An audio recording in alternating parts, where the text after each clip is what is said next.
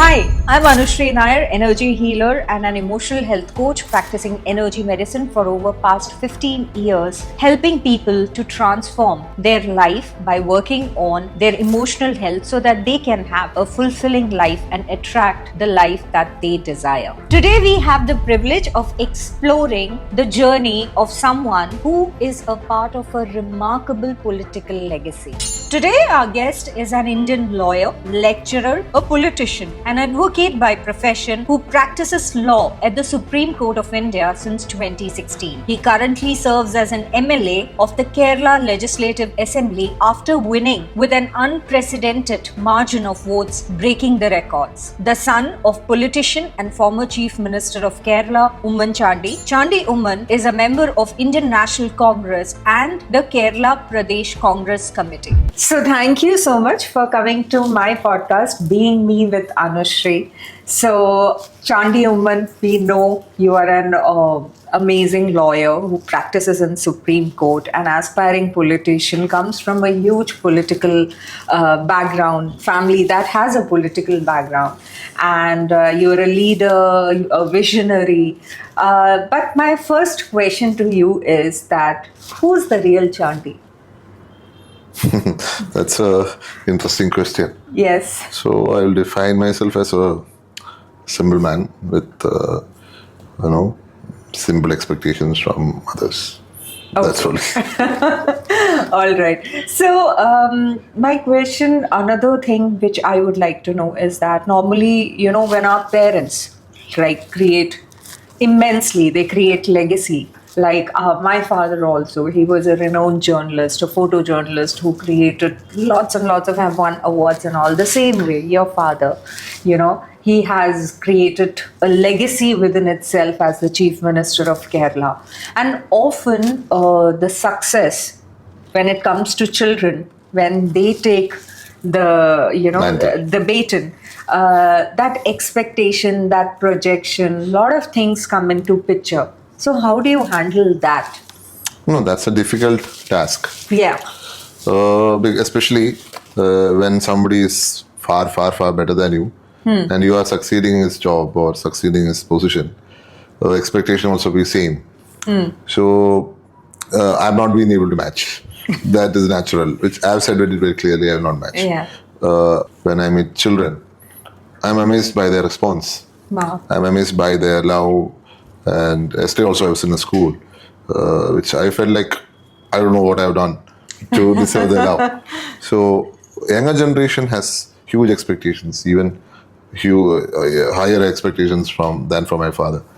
So I don't know how will I fulfill all that, especially because that image and his legacy and his concern for others. And I was telling yesterday somewhere that when I went to my college yesterday, the current union president of the St. Stephen's College came and met me. And he said, even now, the non-teaching staff remember you, Bhaiya.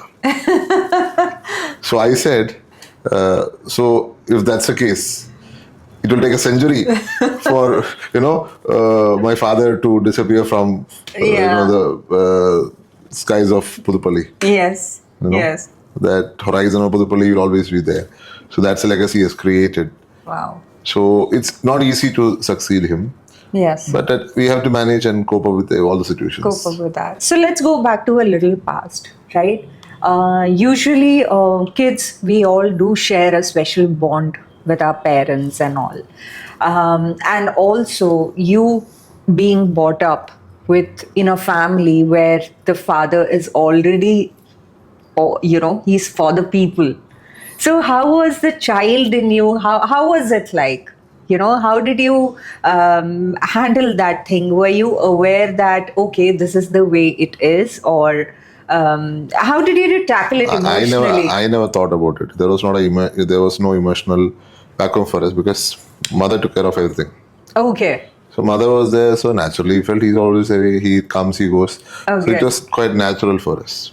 Okay. So nothing, because from the day you are born, you are seeing that only. So yes. You never stay. So it became it doesn't make a difference. He's there or not there. Okay. So that was a kind of thing. But he was always there for you. Yeah. So once you became more of an adult, maybe towards 2012 and all, I felt that he should be like more with us, and so I took him to my hostel one day when I was in masters. Okay. Maybe that's the only time maybe he has come to my college after I joined it.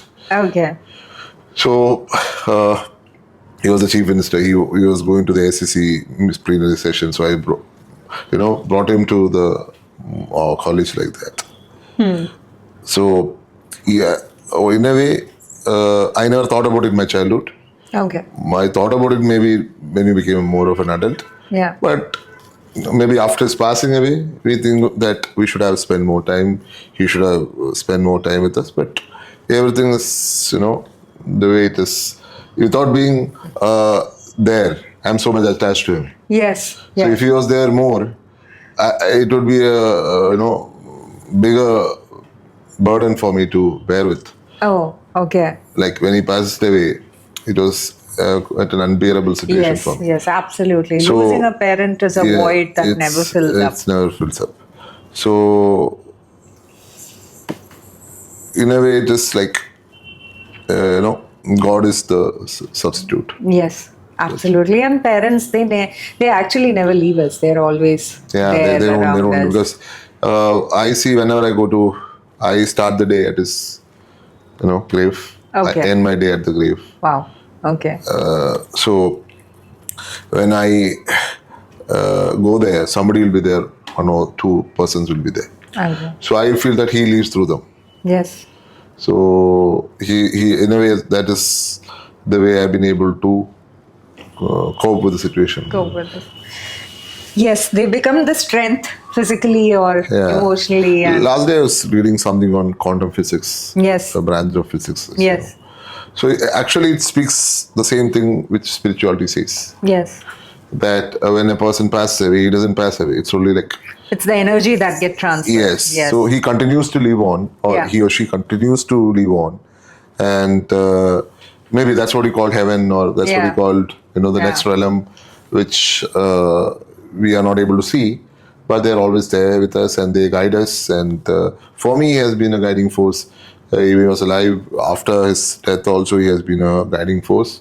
So in a way, he is present. Yes. Wow. That's a very beautiful way of putting it. Definitely, I can resonate with it because, as I said, I lost my father 2 years before and I still feel that he's just around.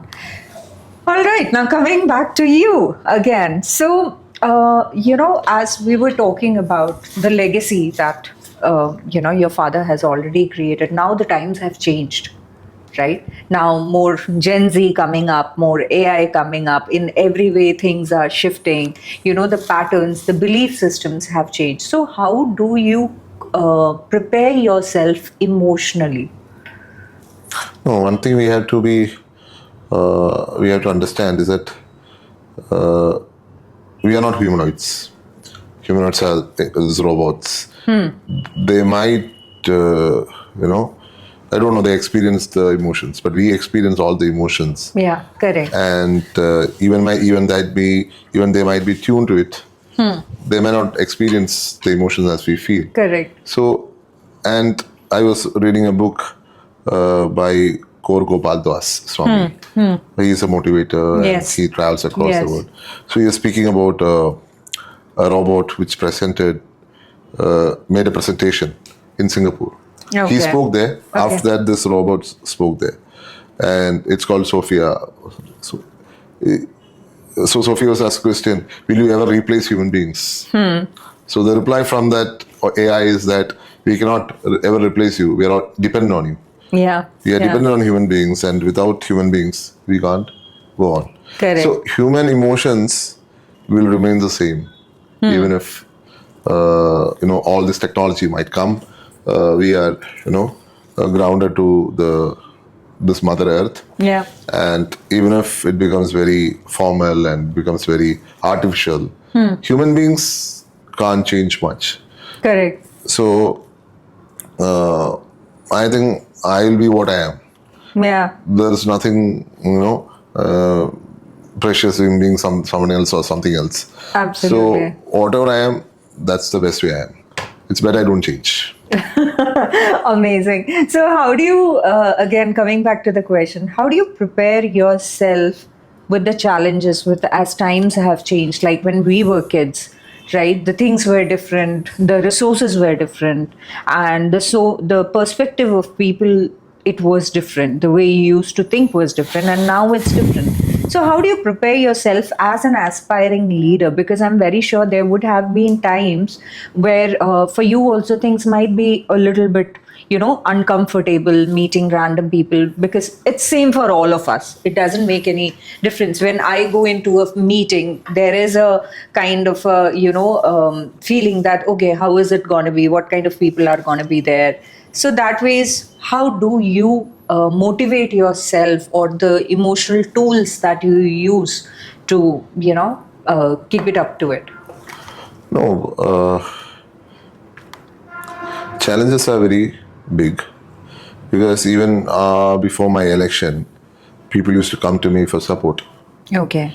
And after the election, there's like people from throughout the state to come. Okay. So they expect me like my father. Okay. Which is again A projection, yes. practically not possible, especially since you're comparing to a starter to you are comparing a rookie to a professional, or a person who has had 50 years of experience. Yes, who have already created a legacy. Who has created a legacy, and so if they expect that from me, it's impossible to fulfill. But what matters today is not you're able to solve the problem. What matters is you're able to listen to the problem. Wow. I think my father might have not solved every problem he faced with, but he was willing to listen to everyone. And listening makes a huge Listening difference. makes a huge difference. And somebody called me, my sister, and said, your brother has to do only one thing, he has to listen. Wow. So I'm praying for the patients that I am able to listen to everyone, and I am able to understand them, if possible solve it for them, if not possible tell them that, because I don't want to mix my words and say that it's possible when it's not possible. Correct. At least if I can try, I'll say I'll try. So being transparent is the best thing. So I have to have the patience to listen to them. I remember about 25 years back, around this time, or around this time, I was staying. I was with my father. So he was in the bed. I was also in the same room. Somebody is calling him. I know. I don't want to reveal the person. So throughout the night, Oh, okay. from 10 or 11 or 12 or something like that to 3 hours, this person was speaking to my father. Okay. Wow. And he was yes. He was so he was that compassionate, and he was that willing to listen to other people's problems. So I think that's the only thing we can do. Listening. And the biggest listener in this universe is Almighty. Yes, absolutely. All of us talk to Him finally. Yeah.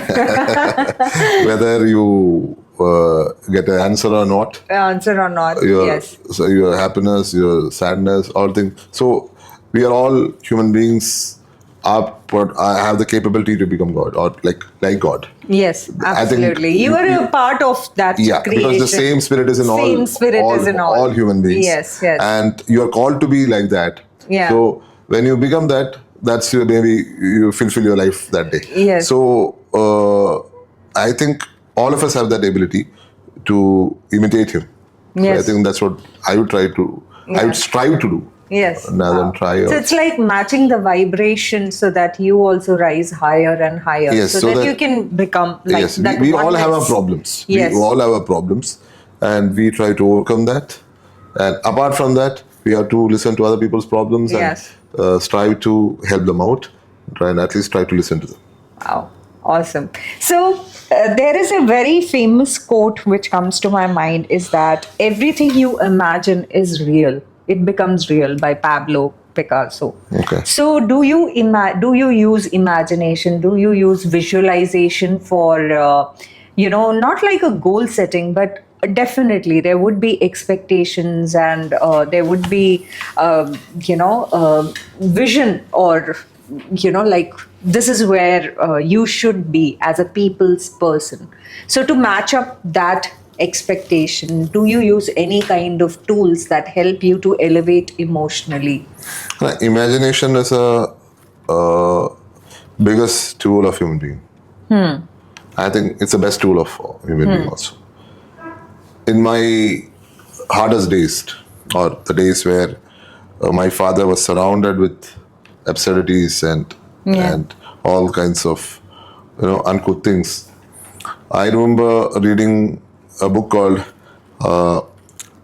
Seven Habits of Highly Effective People. Stephen Covey. Covey. Yeah. And he speaks about a professor, a Jewish professor who was in the Auschwitz Nazi camp. He was in the Nazi jail. Around him, all of his relatives died. His father, mother, brother, wife, everyone. But he kept on believing that he had his own freedom, freedom of his mind, which the captors could not capture. Yeah. And he believed and he imagined that one day he will go back to his university and teach the students. So it's an impossible task. Yeah. If you look at the present circumstances and situation, it is not possible. Yeah. But he imagined. Finally, he's one of the few people who went out of the Nazi camp to go on to teach in Austrian university. Yes. So when I read this, I believed in that idea, and I was sure that I will be able to overcome everything, and truth shall prevail. Yes. Truth has prevailed. Yes. Because God Himself is truth. So for me, imagination is a big way of escape, or confronting the evil which surrounds you, and achieving what your potential, Correct. your whatever potential is. And also, I remember Gandhi's statement in his film: "They will have my dead body, not my obedience."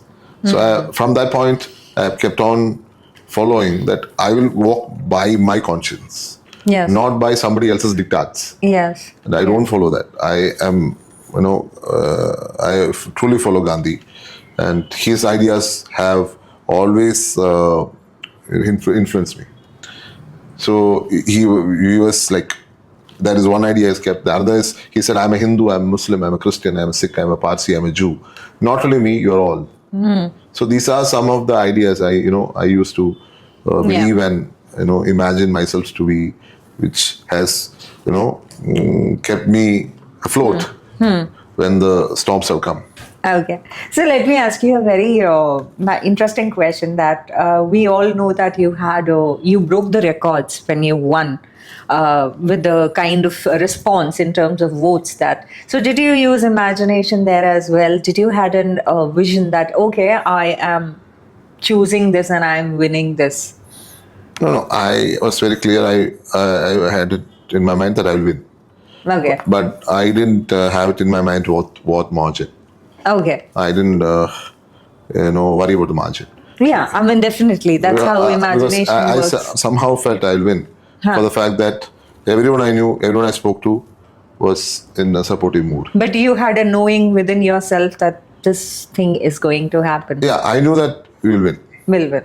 Okay. I had a feeling that we will win. Wow. And but I didn't want to say the margin, but it would be comfortable. That's what my feeling is. Yeah. And because of the people's support, nothing else but people. Definitely.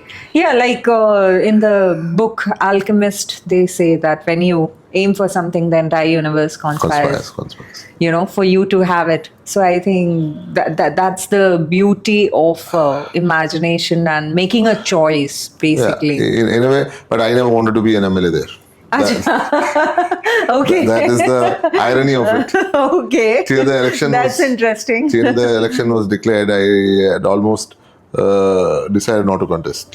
Okay. So once it got announced and party wanted me to contest, I contested it. Okay. So actually, I didn't imagine myself as an MLA till my father was passing away, or even the elections. Yeah. I wanted him to continue. Yeah. I hoped he will continue there, and he would guide us in the coming years also, because people love him so much. Yes, absolutely. So that love is, poured on me for that reason. For that reason. So tell me something about your school journey and college journey. How was it? Were you like, often we want to be normal, but somewhere we are perceived as, okay, from this family, from that family. So how was it? Were you a naughty kid, or a part of, definitely I'm sure with Stephens you would be a part of student union and doing a lot of great work. But how were you like a young college kid? College or school? Both. School, from childhood I've been very kind of reserved, or not reserved, but I was friendly with all. We used to play, we used to do a lot of running around and all that. Average student, I'll claim it.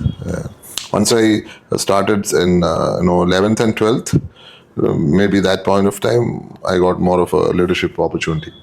I became a prefect in my 11th and a house captain in my 12th. And I was able to guide my house after continuous stream of failure to first in my year. Okay. And after that, I don't know whether they ever became successful again. Okay. But now that house doesn't exist. That is the name. Okay. So, but that was a great journey we had. My teachers had, testified when they came to meet me after my father's death and during the election and all. They were all quite supportive, and so I maintain good relations with all my teachers since then. And if you look at it, I was in LKG, UKG, and first standard at Carmen School. Okay. The one back here. Yeah, just behind. So I am the Golden Jubilee Committee President, Diamond Jubilee Committee President of a girls' high school. Okay. So last day, the event anniversary was there, along with Minister and Mayor Arya Rajendran. I was also present. Okay. So I openly, spoke there, and I said, I am the president. They're all stunned. Okay. And their campus girls. So I am a boy president of the Diamond Jubilee Committee. Standing out of the odd. Yeah. That's how you rise and shine. So then only they knew that I am an alumni from the school. And in college, from first year end, I was quite active. Stephens. Second year, I was in the union. Third year, I became the president. Yeah. So I do connect with the college. So that's why when I got some time last day when I was in Delhi to meet the tourism minister, I went to campus just to visit the nostalgia. And also many of my friends are teachers there. Oh, okay. That's what I said. The current president came and met me, and so it's about how we deal with the things at hand. Okay. Basically, whether it is school, college, or politics also. So you just like to be yourself. Yeah, because I am myself. Because if I change, then it will not be me. Maybe. Correct. So have you ever handled rejections? Rejections are part of my life. Okay. Can you share something? And also how personally, internally, see, because there is a personification. People perceive you in a certain way as a leader, as a successful lawyer, an upcoming politician, all of that. But there is an insight to you where you are like, okay, this is me. I mean, I would like to just do things my way and not fulfilling the expectations or projections. And that might just be just stopping the car and eating your favorite ice cream, which is usually an unexpected thing.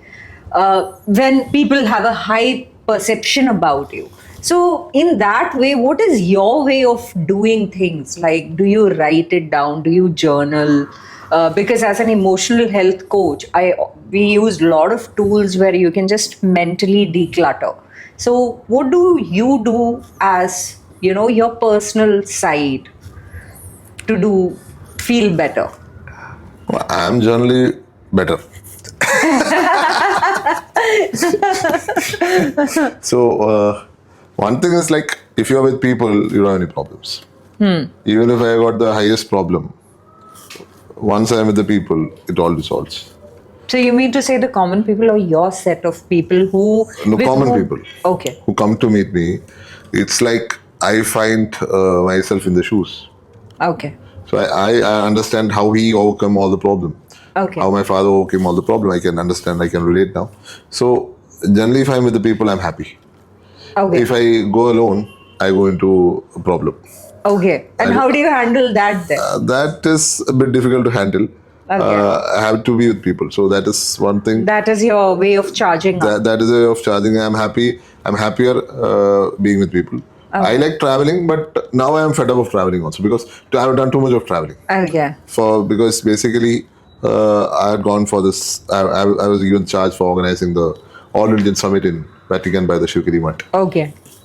So I have traveled quite, Okay. which I find I become isolated. Like Okay. when I travel, I become isolated. Even though a lot of Malayalis are there throughout the world now, we can meet them.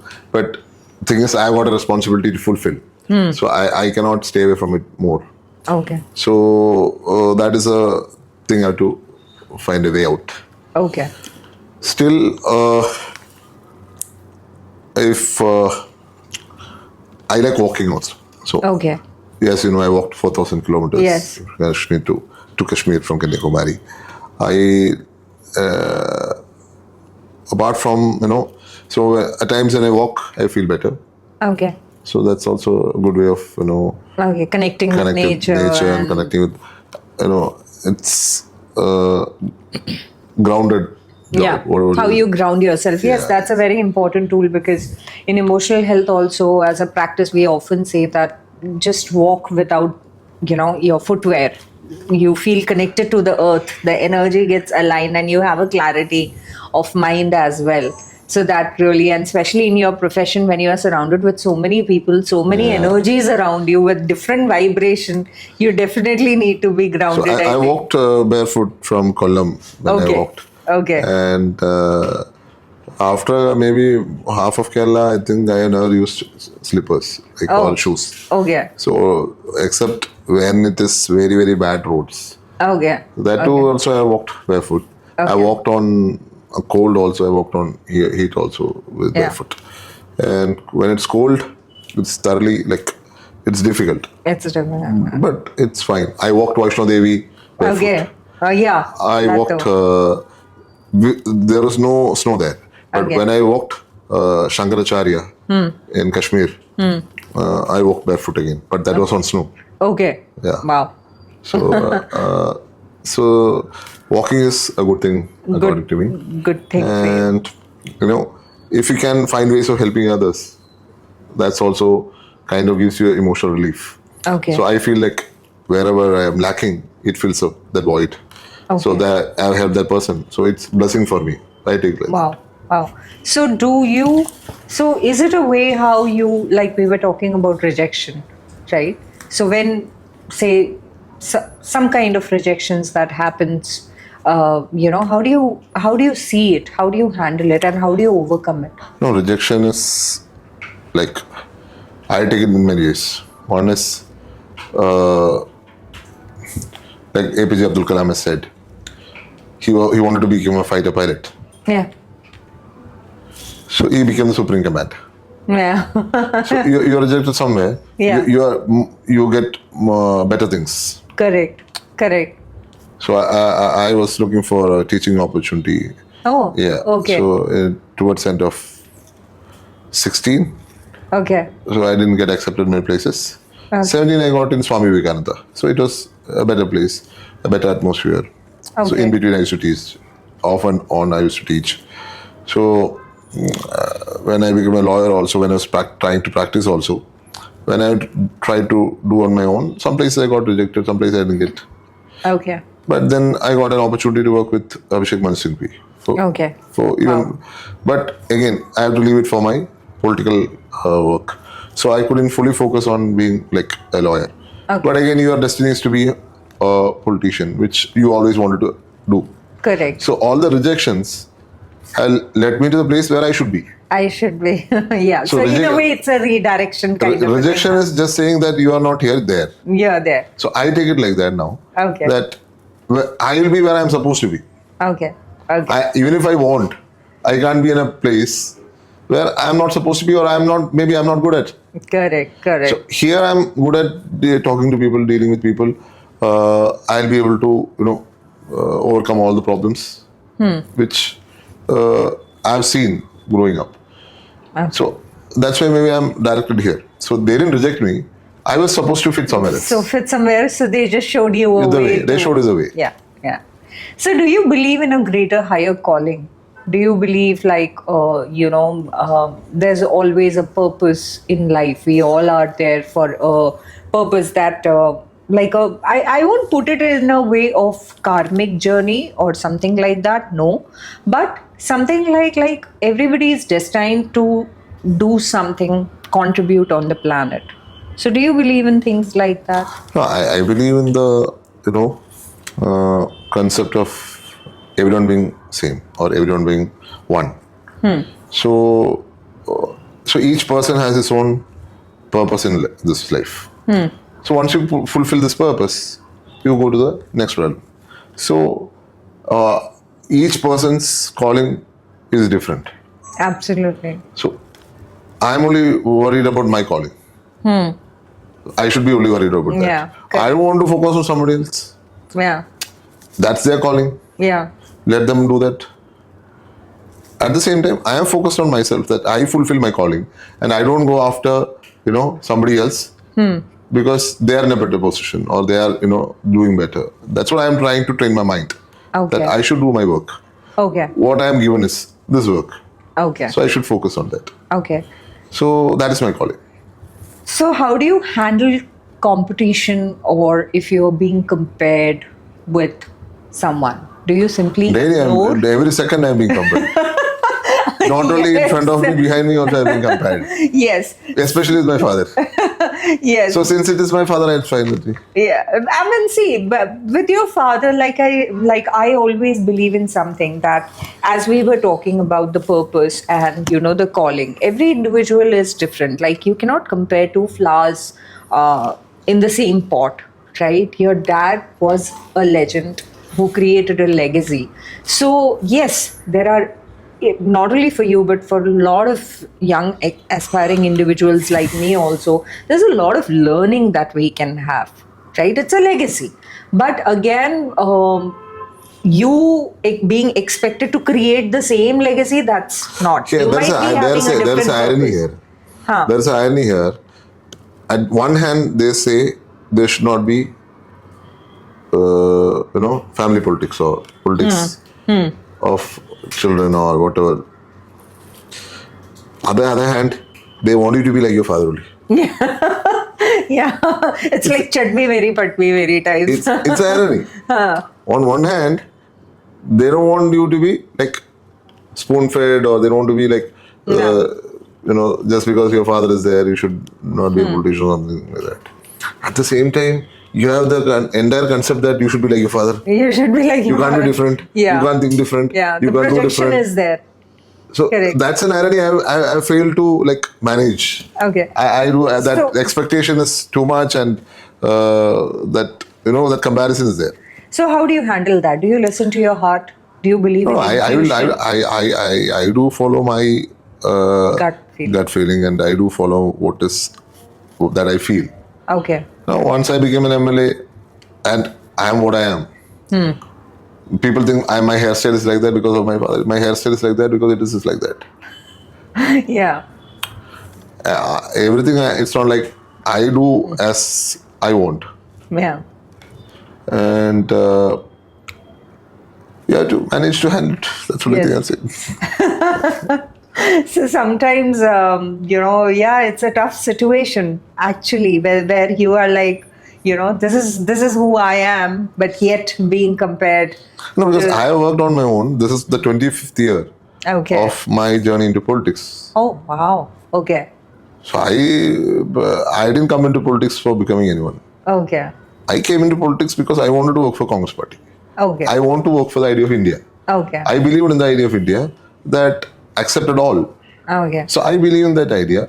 I have been working. I didn't ask for any position. Okay. I have not gone anywhere. Okay. So I have my own ideals. I follow that. still And problem it is, works for you. yeah, it works for me. It works for you. Correct. Still, people want me to be my father, but it is a difficult task. It's a difficult task. It's impossible task, not Yeah, impossible task. absolutely. So I follow what I am, who I am. Okay. I cannot be a different person. Absolutely. So I would like to know this, Chandy, is that, building up a society is a collective consciousness. Like, it's a collective effort. It's not just about One person. one person's job. So in that scenario, since this talk is mainly about emotional health and how mindfully you can create something, right? What is your take on that? How people should, for the betterment of the society or to create something greater, how mindful people should be, and what is your take on that? No, because individual is important. At the same time, the needs of the entire society should be catered. So, individual has to keep in mind other people's point of view, other people's need, and when an individual is in position, he should act in such a way that he is responsible for the entire society. He cannot be like self-oriented, or he's not really concerned about his party or his home. It's about the entire society. If you say, look at this state, it's 3.15 crore people. So, not only he should consider them collectively, but look at these people individually also. Because what if I take this decision? How will they be individually affected? How each person might be affected? So that has to be kept in his mind, and even the last person should be considered. That's the main thing. So not even one person should be subject to injustice. Based on that, one should work. That would be my answer to it. Practically difficult, but possible. Possible. Especially the poor of this country. They have no one to look to. They have no one to ask help. So the conscience of the government, the conscience of the MP or a politician should reflect the collective conscience of the society. So in a way, in a nutshell, if I can simplify it, you mean to say you need to treat people how you would like to be treated. Simply. Right? Simply. Not an easy task. Here I would remember former Prime Minister Manmohan Singh, because I met him the last time in 2016. I don't know the exact year, 2018, or when I was teaching in Delhi. So actually my father had gone inside the home. I walked through the side. I don't know why. Somehow they said some security reasons and all. And I walked through the office. He went inside. So once I entered, I just came in. My father, we are talking like this. Dr. Singh and my father's having a chat like this. When I came in, the Prime Minister of India, he got up and received me, gave me a shake, gave me a hand. I was really shocked. And my father also got up. Yeah. So I was thinking, do I behave like this to others? Do I treat others like this? Somebody who is not in my level, even my student, I was thinking, do I do that? Wow. So he was a great example, and I think we should try to learn from him. All the leaders, all good people, all entrepreneurs, anyone, everyone. it's a example to be followed. Yeah. It's a way to be followed. Yeah. That's quite a realization moment where, wow. In between, I do remind myself I should be like that. But he is who are we? I think it's a journey within itself. I think it's when we become, it's like how we say that it's a consistency that matters. When you consistently remind yourself that, okay, I would like to be treated this way. Am I treating people the same way how I am? doing it. So I think it's a muscle that we all develop, and all the great leaders whom we hear, the authors, and whom we look up to, I think that's what they have done as well. Our parents are our role models, right? And definitely your father has been a role model, not only for you but to a lot of people, young and aspiring people, as being the chief minister of Kerala. So as a child, as a son, what is that lesson that you have learned from him, or something, a personal moment that he has shared with you, and something he would have said randomly and you were like, wow, that wow moment, what was that? There have been a lot of instances, and you cannot say there is one single wow. Actually, every day I felt he was a person whom we should try to be like. And now he's not there anymore. That's also a day of wow every day. How he was like this. When we hear his stories, when we hear how help people, and so there is not one single instance where there's a wow, because every instance is wow. Yeah. When he spoke in the night, like 3 hours, I thought wow. Okay. When he said, when I asked this person should be forgiven, why is he crying in front of our house? When I was a child, when I was in 4th standard, I asked him, I asked him to be forgiven, he said he's forgiven. That was also wow. When he related the story that he was attacked by a CIT worker, slapped on the face, and the CIT worker got converted to an INDC worker, and he got the best workers award just because my father didn't allow police to arrest him. That was also a moment of wow. So there's like... So resilience is one of the... Yeah, it's like a long list of vows. And lastly, I would say when his last yatra took place, I said to one of his colleagues, former colleagues, truly he was a saint. Because of the way people reacted and people gave their love. I have never seen a scenario like that before. Wow. So the lesson, can I say it like resilience is one of the biggest lessons that you would have. Resilience, patience, humility, and ability over his speech, control over speech, and a lot of things it goes on. Wow. That's a wow factor, definitely, especially when in today's time everyone is rushing here and there to create something, to do something, and they lack patience, they lack resilience. Like most of the people, they are in a rat race where sometimes we just say that, just pause and breathe and things would fall into place. So yes. And one last question is that, how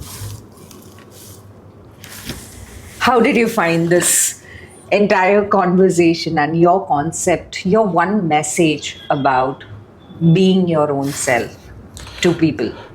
No, we don't have to be anyone else. People used to say to me, you're not fit to be a politician. Wow. Okay. You are fit to be a spiritual person, not a politician. Okay. You will not be able to do it. But I knew that I always work for the people. I knew that I have trust in God, who takes care of every human being on this earth, who sees everyone alike. I trust in him. And when you behave like that, or when you take everyone together, you can do anything. Absolutely. And that realization has come to me over years. I realize many things, and I think everyone is capable of doing that. Everyone is capable of doing that. So even if you get rejected, take it as an acceptance by someone else. Yes. So Yes. even if somebody says to you that you are not fit to do this, don't take it personally. Take it as their opinion. It's not their personal. It's their personal view, Correct. Not the reality. not the reality. You only know the reality. Correct. Correct. So your reality, you should be able to understand, and that reality is you are capable of doing anything. And since I believe in God, I said anyone who believes in God can do anything. Because when you trust God, you trust yourself, Yes. Yes. and when you trust yourself, you can trust God. Yes. So because it's the same element. Yeah. If you trust your element, you trust God also. You're a part of. So believe in yourself. And even Swami Vivekanandan or all the spiritual leaders said the same thing. Believe in yourself. Realize who you are. Don't go by, I think, anyone else's opinion, even parents. Okay. Parents will also have a subjective view. Correct. They might not understand your potential. And as somebody said, parents should realize children are from you, but Correct. not yours only completely. It's of the nature. It's a They are children of nature. yeah. And they will have their own ideas, they will have their own viewpoints, which may not, be same as yours. But you should accept them also. Wow.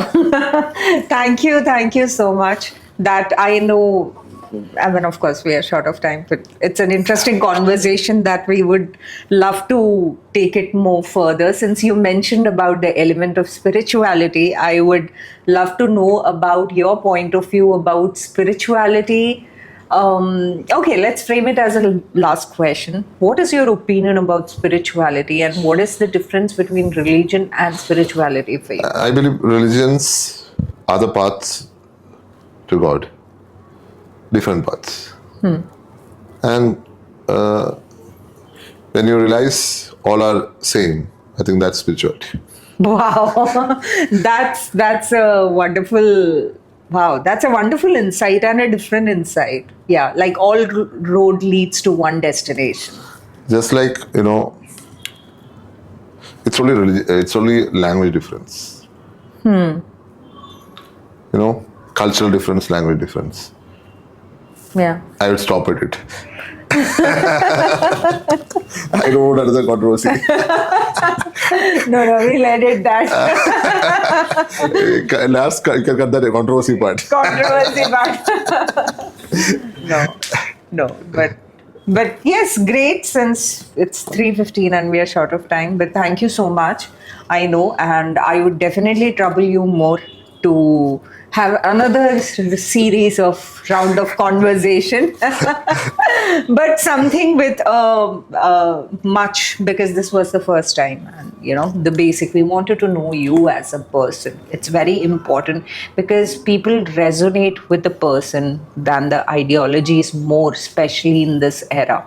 So when a person is vulnerable enough to okay, this is the person, this is the transparent person, this is what he is, then the linking becomes more smooth, and people get inspired that way. So that is why our series is called Being Me. It's like where you just be yourself and this is who I am, take it or leave it, kind of a thing. But yes, it was a wonderful conversation, and thank you so much for coming. Thank you for having me also. And yes, thank you. Thank you. Take care. Great.